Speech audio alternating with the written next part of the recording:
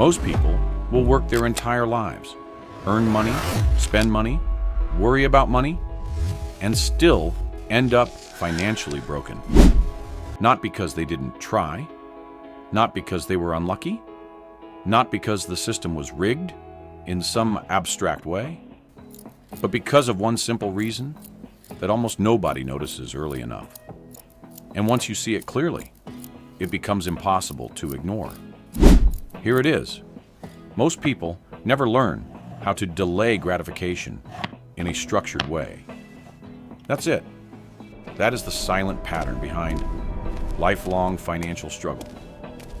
Now, at first, this sounds too simple to matter, but simplicity is exactly why it's so dangerous, because it hides in everyday behavior.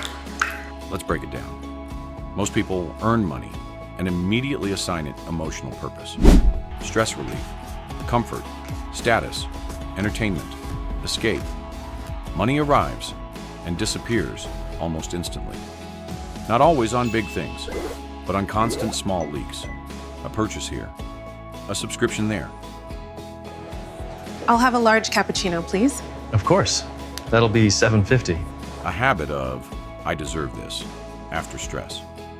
A lifestyle upgrade after a slight income increase. Individually, none of these decisions feel serious, but collectively, they destroy financial momentum. Because wealth is not built by income alone. It is built by what you keep long enough to grow. And most people never keep enough long enough. This is the first invisible problem. Now here's the second layer. Most people confuse earning money with learning money. They think the goal is simply to increase income. But if behavior doesn't change, higher income just creates higher spending. A person earning more but saving nothing is not progressing financially. They are just operating at a larger scale of the same pattern. And that pattern is the real issue. Because financial survival is not about how much you make. It is about how you behave when you make it. Now let's go deeper. There is a psychological reason this happens. Human beings are wired to prioritize present comfort over future benefit. It's not a moral failure. It's biology. Your brain rewards immediate relief more strongly than delayed reward.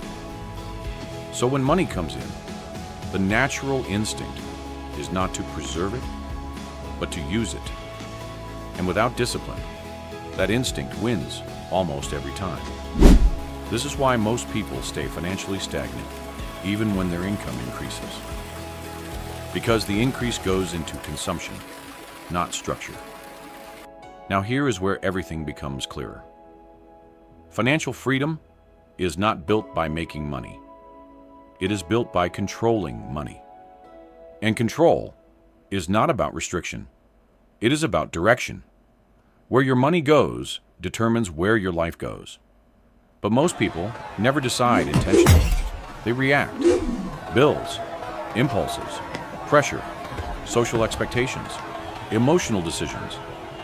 And what is left at the end of the month is usually nothing meaningful. So they start again next month.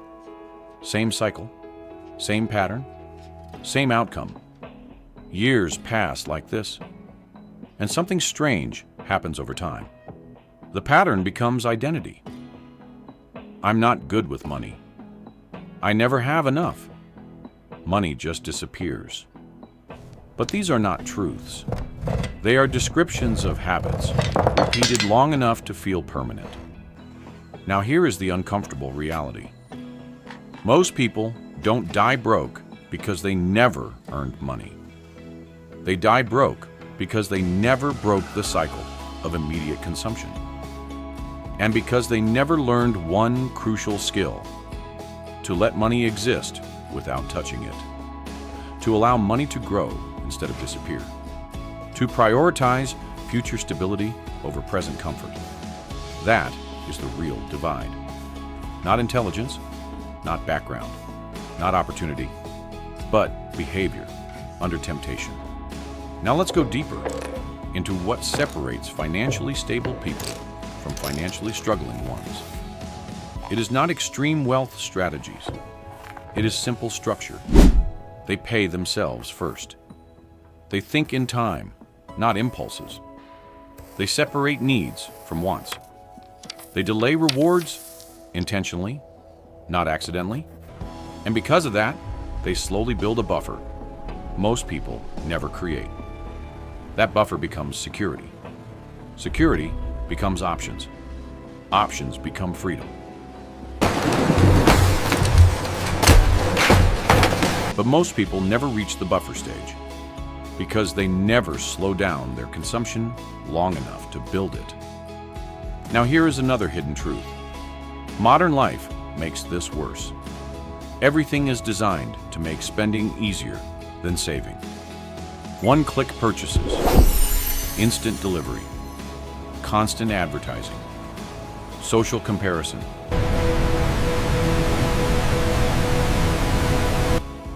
You are not just dealing with personal habits. You are dealing with an environment optimized for consumption. So if you do nothing intentionally, the default outcome is financial leakage. And that is why effort alone is not enough. You need awareness plus structure. Now let's simplify the entire truth. Financial failure is rarely dramatic. It is not one big mistake. It is thousands of small decisions that consistently favor the present over the future. One small purchase at a time. One delayed savings decision at a time. One ignored opportunity at a time. And because each decision feels harmless, the damage goes unnoticed. Until years later, when time is gone and options are limited. But here is the most important part. This pattern is reversible. Not instantly, not magically, but deliberately. Because the same system that creates financial struggle can also create financial stability. Small habits repeated consistently in the opposite direction. Saving instead of spending impulsively. Investing instead of consuming immediately. Building instead of reacting. These do not feel powerful at first, but neither did the habits that caused the problem. The difference is direction. Now here is the final truth. Most people do not fail financially because money is rare. They fail because discipline is rare. And discipline is not a personality trait. It is a trained behavior. So the real reason most people die financially broken is simple. They never learned to consistently choose future security over present comfort. And that one pattern quietly decides everything that follows.